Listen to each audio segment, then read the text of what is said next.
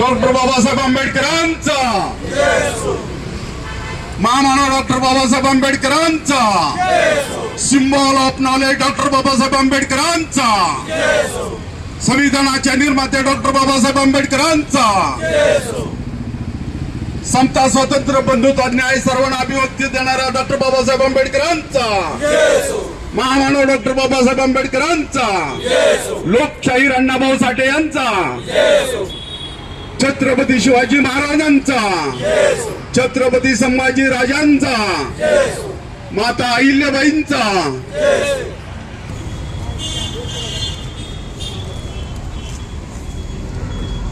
सातारा शहराला पुरोगामित्वाचा वारसा आणि वसा लाभलेला आहे. अशा सातारा शहरामध्ये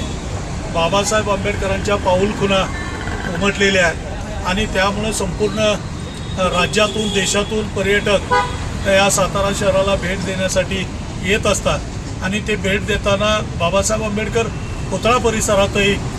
येत असतात आणि बाबासाहेब आंबेडकर पुतळा परिसर जो आहे तो थोडा छोटा आहे आणि तो वाढवण्याच्या दृष्टिकोनातून डॉक्टर बाबासाहेब आंबेडकरांच्या पुतळ्याच्या पाठीमागे गृह विभागाची जागा आहे, म्हणजे सरकारची जागा आहे आणि डॉक्टर बाबासाहेब आंबेडकरांचा पुतळा हा नगरपालिका प्रशासनाच्या जागेत आहे, म्हणजे ती सरकारच्या जागेत आहे आणि त्यामुळं नगरपालिका प्रशासनानं गृह विभागाला प्रस्ताव सादर करून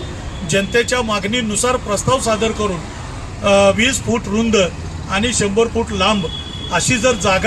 जागेचा प्रस्ताव हा तातडीनं नगरपालिका प्रशासनानं मुख्यमंत्र्यांच्याकडे सादर करावा आणि ती जागा डॉक्टर बाबासाहेब आंबेडकर पुतळ्यास उपलब्ध करून घ्यावी आणि डॉक्टर बाबासाहेब आंबेडकर पुतळा परिसराचा विकास करावा. ही गेली मागणी 1 वर्ष सातत्यानं आम्ही करतो आहोत, परंतु प्रशासक असल्यामुळं त्याला दुजोरा मिळाला नाही. परंतु आता नगरपालिका प्रशासन आहे, त्यामुळं प्रशासनाला मागणी आहे की तातडीनं बैठक घेऊन हा प्रस्ताव सादर करून